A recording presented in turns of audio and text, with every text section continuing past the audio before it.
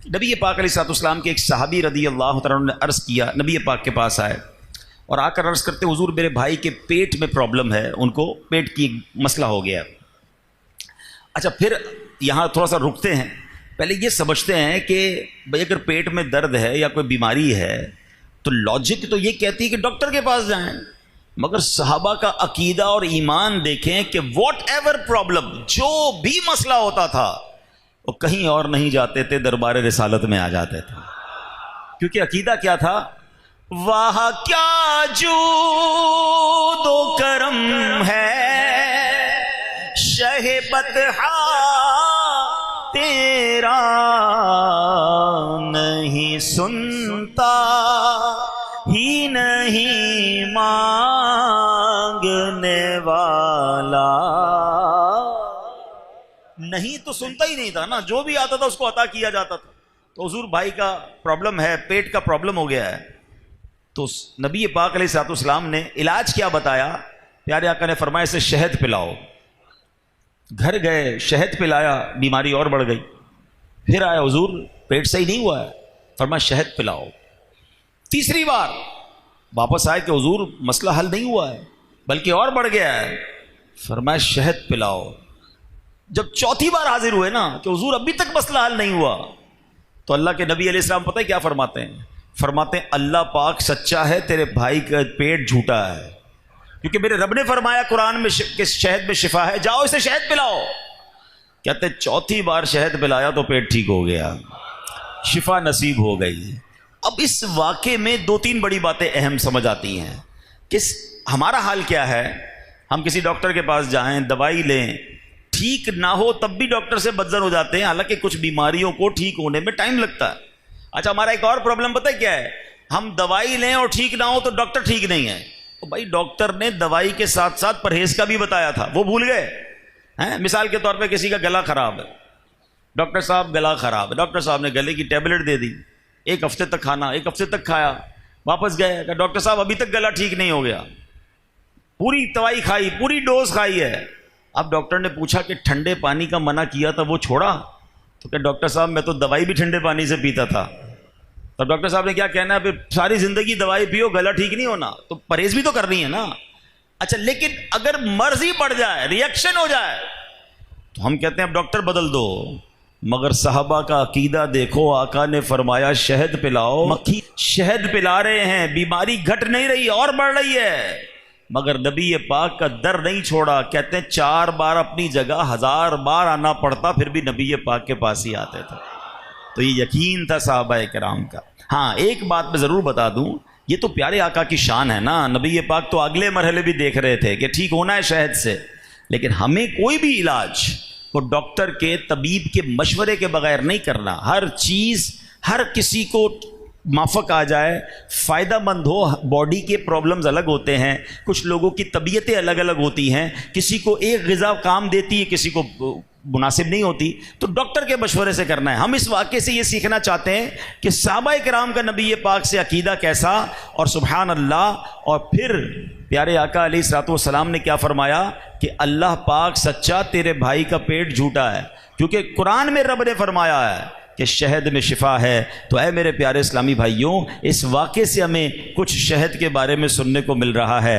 اب ایک اور جگہ چلتے ہیں۔ عشق کی شرح میں بڑی پیاری بات علماء لکھتے ہیں کہ جو بیماری ان کو تھی نا، وہ شہد سے ٹھیک نہیں ہو سکتی تھی، کیونکہ شہد کے بارے میں یہ کہا گیا ہے کہ وہ قبض کو کھول دیتا ہے، مگر اللہ اکبر، میرے آقا علیہ الصلوۃ والسلام چاہیں تو اس کی تاثیر جو نارملی بتائی جاتی ہے اس کے برعکس میرے آقا حکم فرما دے تو علاج ہو جایا کرتا ہے۔ کیا فرماتے؟ بڑی پیاری بات، کام جو ان سے ہوا پورا ہوا۔ مولانا حسن رضا خان صاحب لکھتے ہیں، کام جو ان سے ہوا پورا ہوا، ان کی جو تدبیر ہے تقدیر ہے۔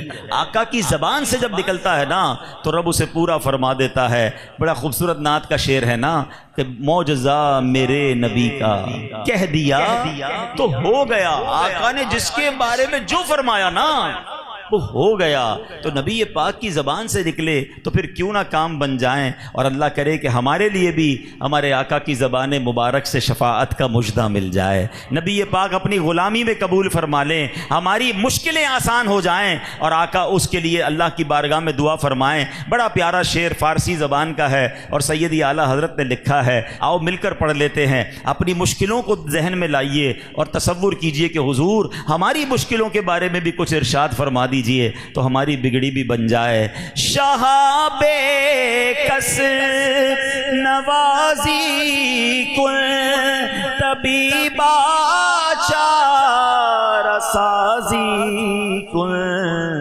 مریض درد عصیانم اغثنی یا رسول اللہ، مریض درد عصیانم اغثنی یا رسول اللہ، ہماری بگڑی بنا دیجئے۔ اب آگے چلتے ہیں میرے پیارے اسلامی بھائیوں۔ اب یہاں ایک تو صحابہ کرام علیہ رضوان کا جو ایمان اور عقیدہ پتہ چلا نا، یہ مجھے اور آپ کو بھی سکھاتا ہے کہ ہمیں جب اللہ کی بارگاہ میں کوئی التجا پیش کر رہے ہیں، جب رسول پاک علیہ الصلوۃ والسلام کا وسیلہ پیش کر کے عرض کر رہے ہیں، اگر دعا قبول نہیں ہو رہی، کام نہیں بن رہا، تو اس در سے مایوس نہیں ہونا ہے، ہمیں پکارتے رہنا ہے، ہمیں التجا کرتے رہنا ہے، اور اگر کام نہیں ہو رہا تو یہ سمجھنا ہے یہی میرے لیے بہتر ہے۔ لوگ دعا چھوڑ دیتے ہیں، لوگ نبی پاک کی بارگاہ میں التجا کرنا چھوڑ دیتے ہیں، ایسا کبھی نہ کریں، دل کو ان سے جدا نہ کریں، بلکہ گڑ گڑاتے رہیں، مانگتے رہیں، ضرور کرم ہوگا، کیونکہ پڑے ہی رہنے سے کام ہوگا، مانگتے چلے جانا ہے، انشاءاللہ جھولی بھری جائے گی اور ایسی بھرے گی کہ کوئی کمی باقی نہ رہے گی۔ مانگیں گے مانگے جائیں گے، منہ مانگی پائیں گے، انشاءاللہ مایوس نہیں ہونا ہے۔ مانگیں گے مانگے جائیں گے، منہ مانگی پائیں گے، سرکار میں نہ لا ہے نہ حاجت اگر کی ہے۔ لا کس کو کہتے ہیں عربی میں؟ نہیں۔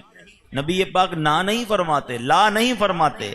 اچھا کچھ لوگ ہوتے ہیں جو منع نہیں کرتے مگر کنڈیشن کر دیتے ہیں، دیکھو اگر میرا یہ کام ہو گیا نا پھر تمہاری مدد کر دوں گا، ایک جگہ سے پیسے آنے، دعا کرو وہ کام ہو گیا، پیسے آ گئے پھر تمہیں یہ دے دوں گا، اگر کے ساتھ بندہ وعدہ کرتا ہے۔ آقا کا دربار وہ ہے جہاں لا بھی نہیں ہے، جہاں اگر بھی نہیں ہے، جو جاتا ہے اسے عطا فرماتے ہیں۔ مانگیں گے مانگے جائیں گے، منہ مانگی پائیں گے، سرکار میں نہ لا ہے نہ حاجت اگر کی ہے۔ قرآن پاک کی ایک آیت کئی بار سنی ہوگی، اللہ قرآن میں فرماتا ہے وَإِن تَعُدُّوا نِعْمَةَ اللَّهِ لَا تُحْصُوهَا، اور اگر تم اللہ کی نعمتیں گنو، کاؤنٹ کرو تو انہیں شمار نہیں کر سکو گے۔ جنہوں نے یہ آیت سنی ہے نعمتیں کے بارے میں جب بھی بیان ہوتا ہے نا، تو نارملی ہم اپنے باڈی پارٹس پر غور کرتے ہیں، اور واقعی ہمارا جسم بھی اللہ کی اتنی بڑی نعمت ہے کہ اسی کو کاؤنٹ نہیں کر سکتے۔ آنکھیں، کان، ہاتھ، انگلیاں ہیں، آگے چلیں تو پیر، گردے، پھیپڑے، دل، کیا کیا رب نے نہیں دیا ہے اور بن مانگے دیا۔ یہ اتنی نعمتیں ہیں، اسی پر اگر میں بیان کرتا جاؤں کہ جناب یہ سانس کا اندر لینا اور باہر نکال دینا، پانی پی کر جناب یورین کو پاس کر دینا۔ ابھی میں پچھلے دنوں ڈائلیسس سینٹر کے لیے دورہ کرنے ہم گئے تھے، تو ڈائلیسس مشین کو پہلی بار میں نے بڑے کلوزلی سمجھا، تو پتا چلا کہ باقاعدہ اتنی بڑی لاکھوں روپے کی مشین آتی ہے اور وہ گردے کا کام کرتی ہے، اور کام کیا کرتی ہے کہ خون جو ہے اس کے اندر جاتا ہے اور جناب وہ صاف ہو کر واپس جو ہے وہ باڈی میں آتا ہے۔ اللہ اکبر، کہ جو کڈنی کا وہ کام کرتی ہے، تو مجھے اندازہ ہوا کہ جو ہمارے گردے ہیں وہ اللہ نے کتنی بڑی ہمیں نعمت دی ہے، یعنی 20-20 لاکھ روپے، 25-25 لاکھ کی 4 گھنٹے ڈائلیسس کا پیشنٹ وہاں بیٹھتا ہے، بڑا تکلیف دہ عمل ہے، بڑی بڑی سوئیاں لگتی ہیں، اس کی رگوں کو کاٹ کر باقاعدہ ایک پورا سسٹم بنایا جاتا ہے۔ اللہ کسی دشمن کو بھی یہ بیماری نہ عطا فرمائے، ہماری نسلوں کو بھی اس بیماری سے دور فرمائے، مگر آپ غور کریں صبح و شام میں پانی پی رہا ہوں، یورین بن کے نکل رہا ہے، صبح و شام میرا خون صاف ہو رہا ہے، یہ مشین بغیر رکے کام کر رہی ہے، مجھے کچھ بھی نہیں پتا، اللہ نے اتنی نعمتیں دی ہیں۔ مگر میرے پیارے اسلامی بھائیوں، آج میرا موضوع چونکہ کچھ اور ہے کہ اتنی ساری نعمتوں کے بعد بھی اگر غور کریں نا تو یہ تو ہم اپنے اندر ہی نعمتیں ڈھونڈ رہے ہیں۔ اس کائنات کے ذرے ذرے میں رب کی جو نعمتیں ہیں، بہت سارے کیڑے مکوڑے، یہ اللہ کی بہت بڑی نعمت ہے، ہمیں نہیں پتا کہ کس کا کیا کام ہے۔ پرندے، چرندے، تتلیاں، مکھیاں ہیں، یہ سب اللہ نے کس لیے بنایا؟ یہ ہمارے لیے بنایا ہے۔ تو سائنس بھی کہتی ہے کہ بیکٹیریاز بھی کچھ ہوتے ہیں جو ہمارے لیے بڑے اچھے ہوتے ہیں۔ اب پچھلے دنوں میں ایک تحقیق پڑھ رہا تھا کہ جو ڈیٹاکس واٹر ہوتا ہے، آپ نے دیکھا ہوگا آج کل لوگ پیتے ہیں، پانی کے اندر ککڑی وغیرہ ڈال دیتے ہیں، پودینہ ڈال دیتے ہیں یا سیب ڈال دیتے ہیں، اور پھر سارا دن وہ پانی پیتے رہتے ہیں۔ تو بتایا جاتا ہے کہ یہ چیزیں ڈالنے کی وجہ سے ایک بیکٹیریا پیدا ہوتا ہے۔ بچپن سے ہم نے تو یہی سنا کہ بیکٹیریا بڑا نقصان دہ ہوتا ہے، فرمایا گڈ بیکٹیریا ہے۔ یہ بیکٹیریا جب پیٹ میں جاتا ہے تو آپ کے پیٹ کے ہاضمے کو بہتر کر دیتا ہے۔ تو اللہ کی شان دیکھیں کہ کس کا کیا کام ہے۔ اب ہمیں آہستہ آہستہ چیزیں سمجھ آ رہی ہیں، مگر میرے رب نے تو بنائی ہے نا۔ تو آپ غور کریں، اللہ کریم نے جو پوری کائنات زمین پر جو کچھ ہے کس کے لیے بنایا؟ اے اشرف المخلوقات، آپ کو مبارک ہو۔ اللہ قرآن میں فرماتا ہے هو الذی خلق لکم ما فی الارض جمیعا، وہی ہے جس نے جو کچھ زمین میں ہے سب تمہارے لیے بنایا ہے۔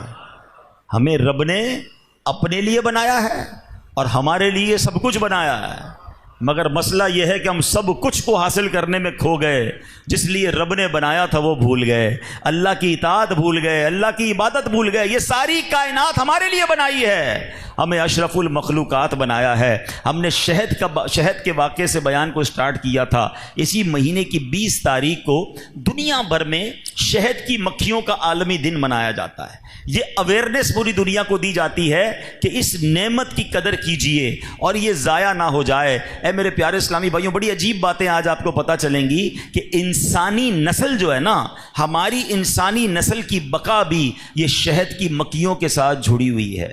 ایک رپورٹ کے مطابق اگر پوری دنیا سے شہد کی مکھیاں ختم ہو جائیں، 4 سال کے بعد انسانی نسل بھی ختم ہونا شروع ہو جائے گی۔ اب اس کی وجہ کیا بتایا جاتا ہے کہ پودے جتنے بھی ہیں ان میں پولینیشنز ہوتا ہے۔ مکھیاں ایک پودے پر بیٹھتی ہیں اور ان کے پیروں میں کچھ خاص قسم کے ذرات لگ جاتے ہیں، پھر یہ اڑ کے دوسرے پودے پہ بیٹھتی ہیں، تو یہ ذرات ٹرانسپورٹ ہو جاتے ہیں، دوسرے پودے پہ پہنچتے ہیں، اور اس طرح یہ پودوں کی افزائش ہونا شروع ہوتی ہے۔ یہ سبزیاں، یہ فروٹ، یہ جتنے پودے ہیں، یہ اس طرح ٹرانسپورٹ سسٹم کے ذریعے یہ بڑھتے چلے جاتے ہیں اور ان کی نسل بھی بڑھتی ہے۔ اگر یہ رک جائے سسٹم تو بتایا جاتا ہے کہ عالمی ادارہ خوراک کے مطابق دنیا میں پودوں کی 80% پیداوار شہد کی مکھیاں اور تتلیاں بنتی ہیں۔ یہ جو ٹرانسپورٹ ہو رہی ہوتی ہے ایک پودے سے دوسرے پودے سے تیسرے، فرمائے یہ اس کے اندر جو ذرات ہیں یہ ٹرانسپورٹ کرتی ہیں۔ 80% پودوں کی نشو نما کی وجہ شہد کی مکھیاں اور تتلیاں ہوتی ہیں۔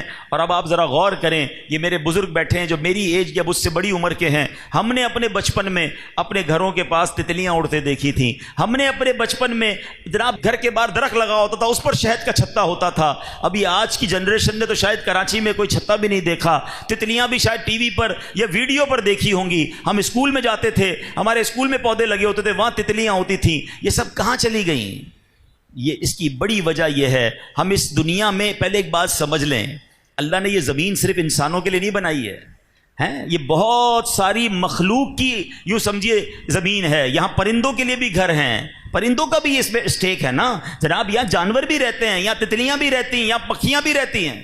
ہم سمجھ رہے سب کچھ ہمارا ہے، توڑ دو سارے درخت کاٹ دیے۔ سبھی سوچا درخت پہ کون رہتا ہے؟ اللہ نہ کرے کسی کا گھر گرا دو، کتنی تکلیف ہوگی۔ ہم یہ سوچتے نہیں کہ ایک درخت گرا کر پتہ نہیں کتنے 100 پرندوں کا گھر ہم نے ختم کر دیا، کتنی مکھیوں کی یہاں رہائش تھی وہ ہم نے ختم کر دی، اور ایک دو نہیں، پورے باغ ختم کرتے جا رہے ہیں۔ جناب ہمارا کراچی شہر، کبھی جہاز میں آئے نا کراچی تو آپ کو اندازہ ہوگا کہ ایسا لگتا ہے کانکریٹ کا جنگل ہے، صرف عمارتیں ہی عمارتیں، گرین نام کی درخت نام کی کوئی چیز اوپر سے نظر ہی نہیں آتی ہے۔ میں دنیا بھر میں سفر کرتا ہوں یار، جہاز اترنے سے پہلے جب ہم ملک کھڑکی سے نیچے دیکھتے ہیں نا تو آدھا ملک گرین نظر آتا ہے، ہر طرف سبزہ ہے، پھر بیچ میں کچھ مکان ہوتے ہیں۔ ہمارے یہاں تو کانسیپٹ ہی ختم ہو گیا ہے کہ درخت کا کیا کرنا ہے، پودوں کا کیا کرنا ہے۔ پہلے ہر گھر کے باہر کوئی پودا لگتا تھا، لوگ اپنی کھڑکیوں میں پودے اگاتے تھے، اور ہم سمجھتے جناب یہ صرف خوبصورتی نہیں، یہ ایکو سسٹم ہے، یہ اللہ کی مخلوق کو دعوت دیتی ہے آپ کے پاس، یہ مخلوق شہروں میں آتی ہے، رہتی ہے، ورنہ آہستہ آہستہ یہ مخلوق ختم ہوتی جا رہی ہے۔ اور پھر یہ جو گرمی بڑھ رہی ہے، اس کی بھی بڑی وجہ یہی بتائی جاتی ہے کہ جناب جو گلوبل کلائمیٹ چینج ہے، اس کی بڑی وجہ یہ ہے کہ بڑی تیزی سے دنیا میں درخت کٹ رہے ہیں، فارسٹ کم ہو رہے ہیں، باغات کم ہو رہے ہیں، اور اس کی بنا پر یہ آپ دیکھیں کتنی گرمی پڑتی جاتی ہے۔ تو اللہ کرے کہ یہ بات ہمیں سمجھ آئے اچھی نیتوں کے ساتھ۔ اب آپ غور کریں، سائنس یہ کہتی ہے تو لوگ کہتے ہیں یار یہ بات بڑی اچھی کر رہے ہیں، ارے میں سائنس کی بعد میں مانوں، پہلے اپنے نبی علیہ الصلوۃ والسلام کی بات مانوں کہ میرے آقا فرماتے جس کا مضمون ہے کہ درخت لگاؤ یہ صدقہ جاریہ ہے، جب تک اس سے مخلوق فائدہ اٹھائے گی، پرندے فائدہ اٹھائیں، حدیث کے الفاظ ہیں، اللہ کی کوئی بھی مخلوق فائدہ اٹھائے گی، لگانے والے کو اس کا ثواب ملتا رہے گا۔ میرے آقا نے خود اپنے ہاتھوں سے پودے لگائے ہیں، شجر کاری یہ نبی پاک کا طریقہ ہے، تو مسلمان کے لیے تو یہی کافی تھا، سائنس بتاتی نہ بتاتی، ہم اس سنت پر عمل کرتے، ہم خوشحال رہتے، ہمارے بچے پرندوں کو دیکھتے، ہم صبح اٹھتے تھے کراچی میں، ہمیں کوئل کی آواز آتی تھی، ہمیں بڑے اچھے اچھے پرندوں کی آواز آتی تھی، اب وہ ساری آوازیں پتہ نہیں کہاں گئیں، کیونکہ ہم نے درخت کاٹ کاٹ کے ان مخلوقوں کو اپنے آپ سے دور کر دیا۔ تو اے میرے پیارے اسلامی بھائیوں، میں صرف کراچی کی بات نہیں کر رہا، آپ سب سے یہ گزارش کروں گا کہ اللہ کی ان مخلوق کی قدر کیجئے، یہ رب نے کائنات کو ہماری خدمت کے لیے بنایا ہے، اگر ہم ان چیزوں کو دور کرتے چلے جائیں گے اس کا نقصان ہمیں اٹھانا پڑ رہا ہے اور آگے بھی جا کر اٹھانا پڑ سکتا ہے۔ اب آؤ، میرے رب نے قرآن میں شہد کی مکھی کو نصیحت کی، اب سنیں کیا خوبصورت کلام، قرآن کا انداز دیکھیں۔ اللہ قرآن میں ارشاد فرماتا ہے، اچھا مزے کی بات یہ ہے شہد کی مکھی کی اہمیت شاید ہمیں نہ پتہ ہو، قرآن میں صرف ذکر نہیں ہے، قرآن کی پوری سورت کا نام سورہ نحل ہے۔ نحل کہتے ہیں شہد کی مکھی کو، اور یہ 14ویں پارے میں یہ سورت موجود ہے۔ اللہ قرآن میں فرماتا ہے وَأَوْحَى رَبُّكَ إِلَى النَّحْلِ أَنِ اتَّخِذِي مِنَ الْجِبَالِ بُيُوتًا وَمِنَ الشَّجَرِ وَمِمَّا يَعْرِشُونَ، اور تمہارے رب نے شہد کی مکھی کے دل میں یہ بات ڈال دی کہ پہاڑوں میں اور درختوں میں اور چھتوں میں گھر بناؤ۔ اللہ نے یہ بات ان کے دلوں میں ڈالی ہے کہ کہاں گھر بنانے، پہاڑوں میں، چھتوں میں اور گھروں میں۔ ثم کلی من کل الثمرات فاسلکی سبل ربک ذللا، اور فرمایا پھر ہر قسم کے پھلوں میں سے کھاؤ اور اپنے رب کے بنائے ہوئے نرم اور آسان راستوں پر چلتی رہو۔ پھر آگے کیا فرمایا، یخرج من بطونها شراب مختلف الوانہ فیہ شفاء للناس، اس کے پیٹ سے ایک پینے کی رنگ برنگی چیز نکلتی ہے، اس میں لوگوں کے لیے شفا ہے۔ ان فی ذلک لآیات لقوم یتفکرون، فرمایا بے شک اس میں غور و فکر کرنے والوں کے لیے نشانیاں ہیں۔ اللہ اکبر، سائنس حیران ہے، یہ قرآن کا یوں سمجھیے اشارہ ہے کہ اس میں تحقیق کرو، اس میں ریسرچ کرو، اس میں غور و فکر کرو، تمہیں اللہ کی قدرت کے ایسے ایسے نظارے ملیں گے۔ آج بھی عقلیں حیران ہیں، اگر فقط شہد بنانے کا فلسفہ سمجھ لیا جائے، اس میں مکھیوں کو اللہ نے کیسی کمال کی حکمت عطا فرمائی یہ سمجھ لے تو انسان حیران ہو جاتا ہے کہ جو رب مکھی کے اندر یہ پورا نظام داخل کر سکتا ہے وہ کیسا قادر مطلق ہے، وہ اس کائنات کا نظام کیسا چلانے والا ہے۔ اب ذرا غور سے سنتے جائیے اور اللہ کی قدرت کو سمجھتے بھی جائیے، جھومتے بھی جائیے کہ میرا رب کیسا باکمال اور کس طرح کمال کو پیدا کرنے والا ہے۔ علامہ دمیری رحمۃ اللہ تعالی لکھتے ہیں شہد کی مکھیاں انتہائی ہوشیار اور عقل مند ہوتی ہیں، انہیں سال کے موسموں کی بھی واقفیت ہوتی ہے، یہ بالکل کلائمیٹ کو بھی سمجھ رہی ہوتی ہیں، بارش آنے والی ہے اس کا انہیں پہلے سے اندازہ ہو جاتا ہے، یہ ماہر انجینئر ہوتی ہیں، معمار ہوتی ہیں۔ فرمایا اپنا چھتا خود بناتی ہیں، اور یہ چھتا 1000 خانوں پر مشتمل ہوتا ہے، اس کے باکسز ہوتے ہیں اور ہر باکس 6 کونوں والا ہوتا ہے۔ اور جو جیومیٹری کے اسٹوڈنٹ ہیں، سائنسدان بتاتے ہیں، جیومیٹری کے اسٹوڈنٹ بتاتے ہیں کہ جب 6 خانوں والا آپ کوئی بھی باکس بنائیں گے وہ سب سے کم جگہ گھیرے گا، یعنی پورا آپ کی جگہ یوز میں آئے گی، کوئی جگہ ضائع نہیں ہوگی۔ تو 6 کونوں والا یہ کھانا بناتی ہیں، باکس بناتی ہیں۔ پھر فرمایا کہ علامہ دمیری رحمۃ اللہ تعالی مزید لکھتے ہیں کہ حیرت کی بات تو یہ ہے کہ شہد کی مکھیاں یہ چھتا بنانے کے لیے کوئی اسکیل، کوئی کمپاس، کوئی پرکار یوز نہیں کرتی ہیں، مگر کمال یہ ہے کہ تمام کے تمام باکس ایک ہی سائز کے ہوتے ہیں، اس کی گہرائی ایک سائز کی ہوتی ہے۔ اللہ اکبر، ان میں کام تقسیم ہوتے ہیں، کچھ مکھیوں کا کام شہد بنانا ہوتا ہے، کچھ کا کام موم بنانا ہوتا ہے، کچھ چھتا تعمیر کرتی ہیں، کچھ پانی لاتی ہیں، یہ سب مل جل کر زبردست تقسیم کاری کے ساتھ یہ شہد بناتی ہیں۔ اللہ اکبر، اب ذرا غور تو کیجئے نا، یہ نظام کس نے ان کے دلوں میں ڈالا، یہ سسٹم کس نے انسٹال کیا، یہ ذمہ داری کس نے ان کو دی؟ اللہ اکبر، تو بے ساختہ دل سے آواز نکلتی ہے کہ وہی تو ہے جو نظام ہستی چلا رہا ہے، میرا خدا ہے۔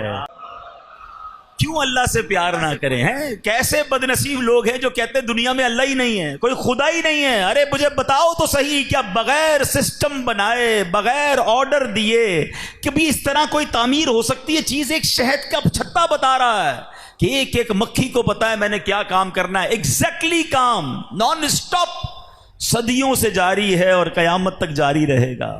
تو یہی خود میرا خدا ہے۔ تو اے میرے پیارے اسلامی بھائیوں، اب یہاں سیکھنا کیا ہے؟ ایک تو شہد کے بارے میں پتا چلا، اللہ کی قدرت کے بارے میں پتا چلا، آگے جا کے بتاتا ہوں آپ کو کہ شہد کتنی بڑی شفا والی چیز ہے، استعمال کرنا چاہیے۔ مگر ہم نے اس قرآن کی آیت سے جو سیکھنا بیان کروں گا، اس آیت کو خوبصورت انداز سے سمجھتے ہیں۔ قرآن کی کیا بات ہے؟ اللہ نے قرآن میں کیا فرمایا؟ ان اتخذی من الجبال بیوتا ومن الشجر ومما یعرشون۔ اللہ نے کیا فرمایا کہ پہاڑوں اور درختوں اور چھتوں میں گھر بناؤ۔ مکھیاں کتنی فرما بردار ہیں، ان تین جگہوں کے علاوہ آپ کو کہیں بھی چھتا نہیں ملے گا۔ پہاڑوں میں ملے گا، پھر فرمایا درختوں میں اور گھروں میں، اس کے علاوہ کہیں نہیں ملے گا۔ فرما برداری دیکھیے گا۔ پھر فرمایا ثم کلی من کل الثمرات، پھر ہر قسم کے پھلوں سے کھاؤ۔ کیا فرمایا؟ پھلوں سے کھانا ہے۔ گندگی پر کبھی بھی آپ کو شہد کی مکھی نظر نہیں آئے گی۔ جو اللہ نے آرڈر دیا آپ کو شہد کی مکھی پھلوں پھولوں پر ہی نظر آئے گی۔ پھر فرمایا فَاسْلُكِي سُبُلَ رَبِّكَ ذُلُلًا، اور اپنے رب کے بنائے ہوئے نرم و آسان رستوں پر چلتی رہو۔ اب ذرا غور کریں پیارے اسلامی بھائیوں، شہد کی مکھی کیسی فرما بردار ساری دنیا میں، بلکہ انہوں نے تو ترتیب کا بھی خیال رکھا ہے۔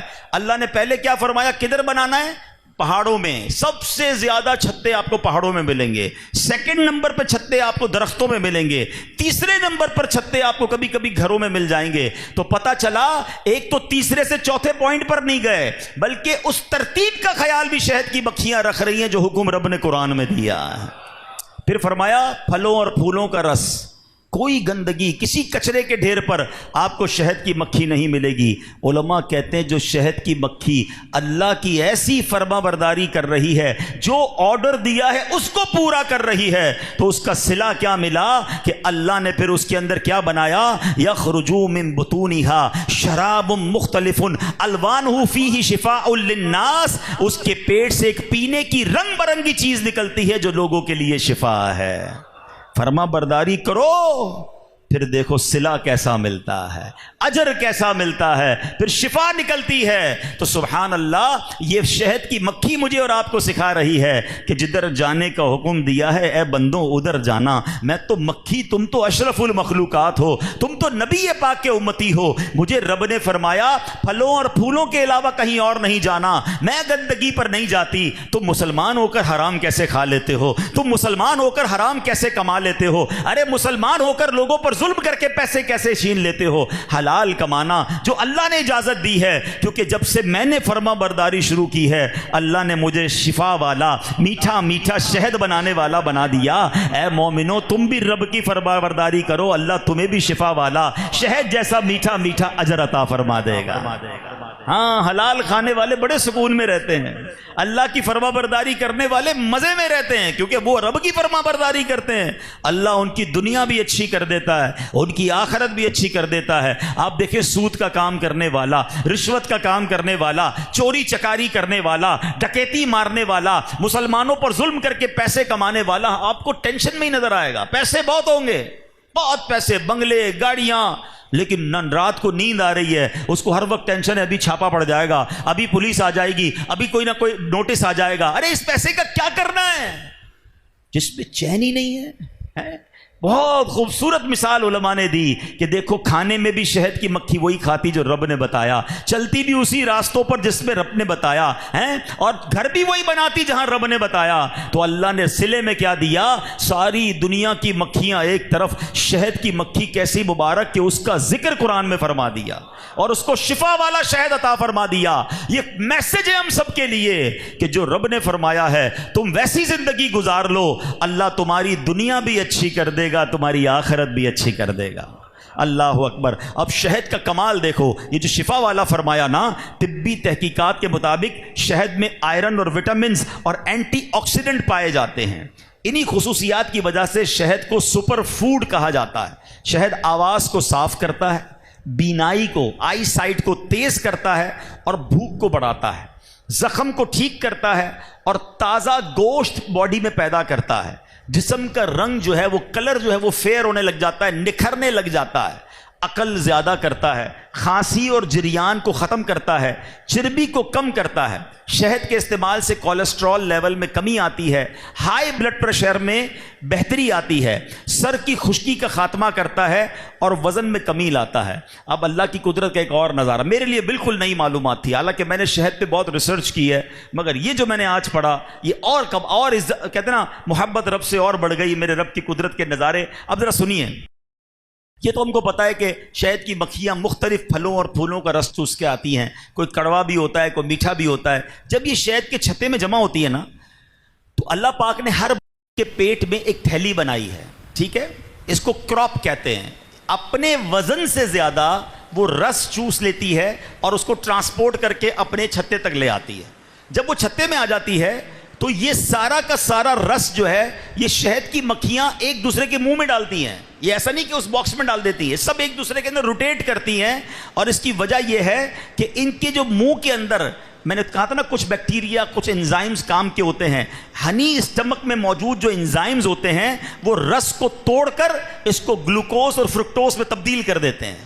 پھر یہ سارا رس جو ہے مکھیاں اب کیا کرتی ہیں، اس پہ اپنے پر پھر پھڑاتی ہیں۔ اب اللہ نے دیکھو کیسا نظام دیا، کیونکہ اس میں پانی بھی ہوتا ہے۔ شہد میں صرف 18% پانی ہوتا ہے، لیکن جب یہ رس چوس کر آتی ہے تو پانی زیادہ ہوتا ہے۔ تو پانی کم کرنے کا طریقہ کیا ہوتا ہے کہ ساری شہد کی مکھیاں اس رس کے اوپر اپنے پروں کو پھر پھڑا کر ہوا کا انتظام کرتی ہیں تاکہ پانی اڑنا شروع ہو جائے اور خالص شہد نیچے آ جائے۔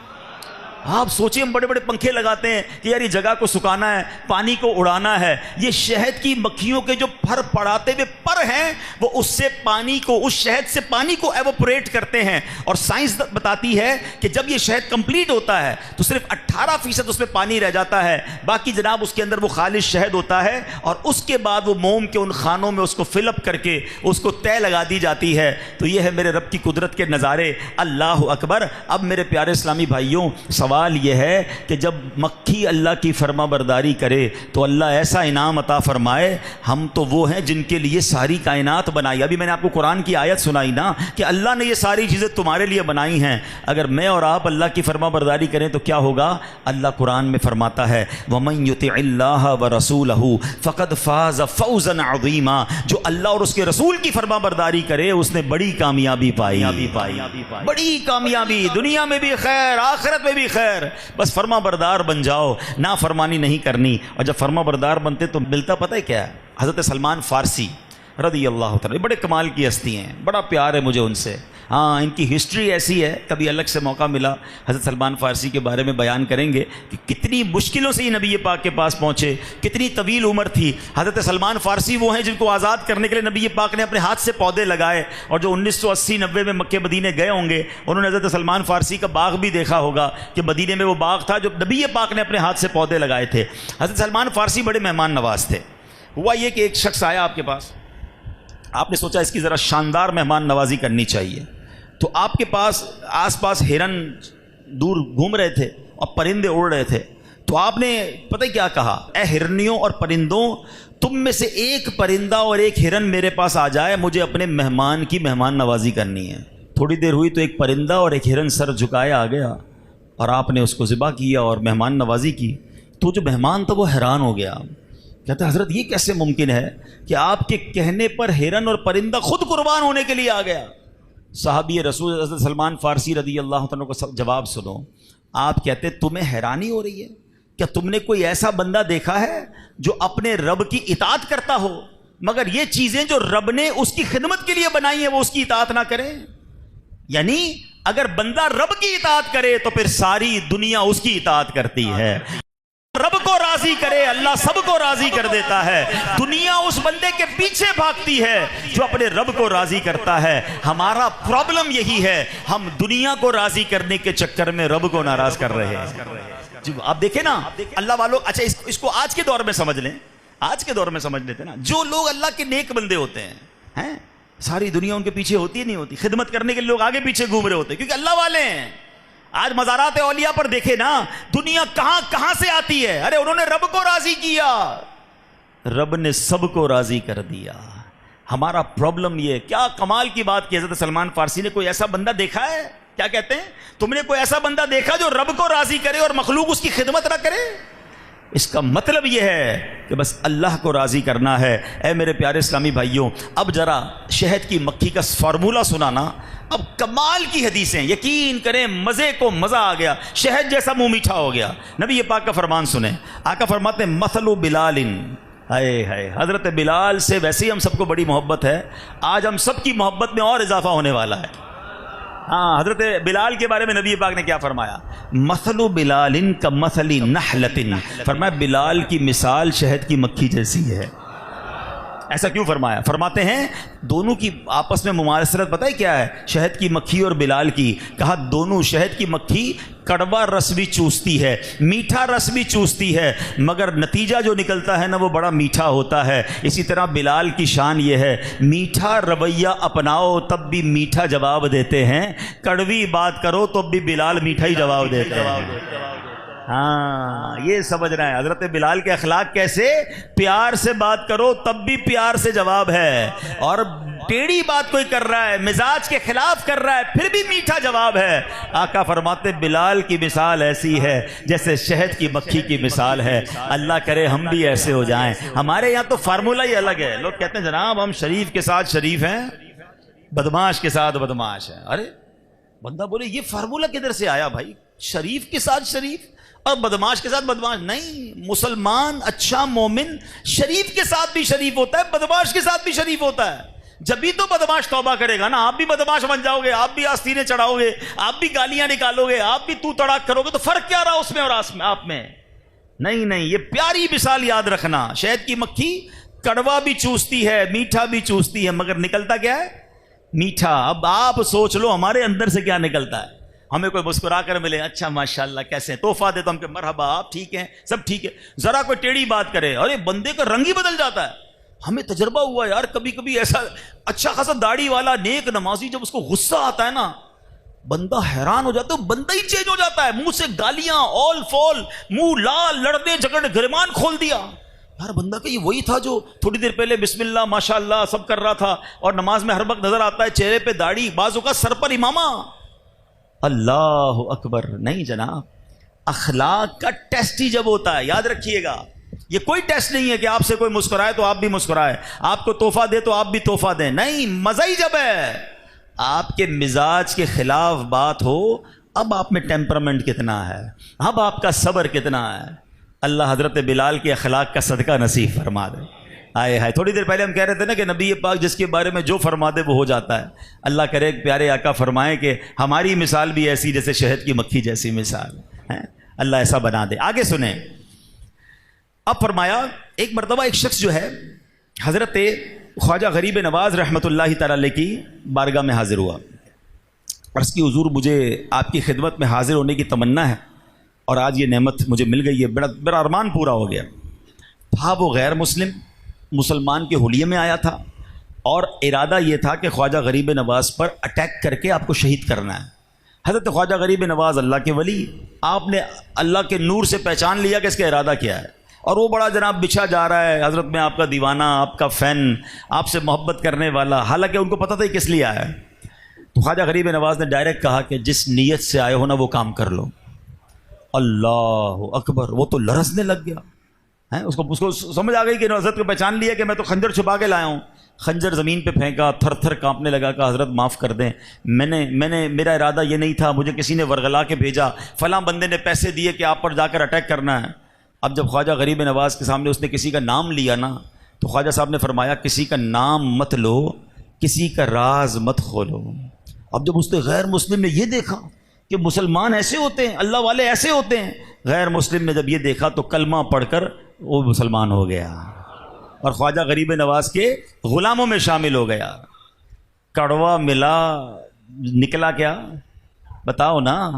حضرت بلال کا صدقہ ملا نا غریب نواز کو، قاتل آیا تھا مگر آپ نے اسے معاف کر دیا۔ اچھا، نعت کے شعر ہم سب کو یاد ہیں، سلام اس پر کہ جس نے گالیاں سن کر، مل کے پڑھو نا، سلام اس پر کہ جس نے گالیاں سن کر، سلام اس پر کہ جس نے خون کے پیاسوں کو قبائیں دی، خون کے پیاسوں کو معاف کیا، گالیاں سن کر دعائیں دی، دشمن آ جائے تو، ہاں سب کو یاد ہے، چادر بھی بچھا دیتے ہیں، گالیاں دیتا ہے کوئی تو دعا دیتے ہیں، بس نعت تک۔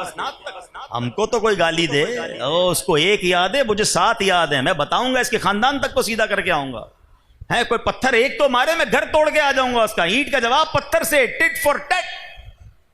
کمال ہے یار۔ اچھا، نعتیں سب پڑھ رہے، سلام آقا کو کر رہے ہیں، لڑائی ہم روز کر رہے ہیں۔ او بھائی، ہم بھی تو سیکھیں کہ جانی دشمنوں کو معاف کیا اللہ والوں نے، خواجہ غریب نواز کو قتل کرنے آیا ہے نا، کیا پیارا، مجھے مزہ آ گیا، یقین کریں میں دوبارہ پڑھتا ہوں، حدیث دوبارہ پڑھتا ہوں، اللہ اس کی مٹھاس ایسی پیاری ہے کہ آقا علیہ الصلوۃ والسلام فرماتے ہیں کیا کمال کی حدیث ہے، فرماتے ہیں مثل بلال کا مثل نحلۃ، بلال کی مثال ایسی ہے جیسے شہد کی مکھی جیسی ہے، غدت تأکلو من الحلو والمر، فرمایا کہ شہد کی مکھی کی کیوں ہے کہ کڑوے پھولوں کا رس بھی چوستی ہے اور میٹھے بھی چوستی ہے، ثم ہوا حلو کلہ، مگر جو نتیجہ نکلتا ہے وہ سارے کا سارا میٹھا ہی ہوتا ہے۔ اللہ ایسا بنا دے، اللہ ایسا بنا دے۔ میں نے کہا نا 2 حدیثیں سنانی ہیں، اب دوسرا سنو، اسی شہد کی مکھی سے کیا سیکھنے کو مل رہا ہے۔ نبی پاک فرماتے ہیں ان مثل المؤمنی کا مثل النحلہ، وہ تو حضرت بلال کو کہا نا، اب مومنوں آپ کے لیے بھی کہا ہے، اچھے مومن بننا ہے۔ آقا فرماتے ہیں مسلمان کی مثال شہد کی مکھی جیسی ہے۔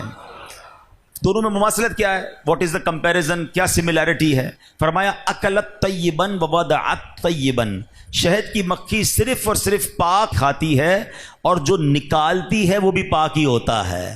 فوقعت فلم تکسر ولم تفسد، جس شاخ پر اپنا چھتا بنا لیتی ہے اسے توڑتی ہے نہ وہاں فساد پھیلاتی ہے۔ اللہ اکبر، کیا اللہ کی مخلوق ہے، اور نبی پاک کی مثال کیسی دینے کا انداز ہے۔ اب سوچ لو کہ بندہ مومن کون ہوتا ہے، حلال و طیب ہی کھاتا ہے، اور اس کے نتیجے میں جو طاقت ملتی ہے، جو اسے قوت ملتی ہے، اس کے ذریعے اخلاق و کردار سے وہ مسلمان اچھا کردار پیش کرتا ہے، وہ پاک اور طیب کردار ہوتا ہے۔